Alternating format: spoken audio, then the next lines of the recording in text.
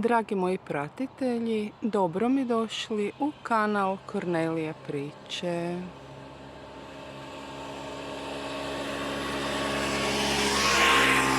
Na sumornom nebu cvjetaju narančasti cvjetovi.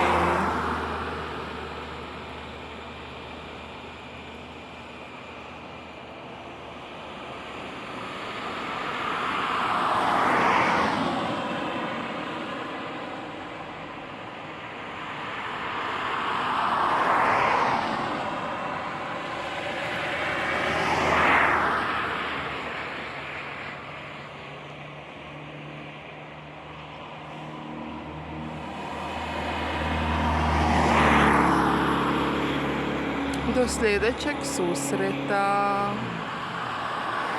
Bog.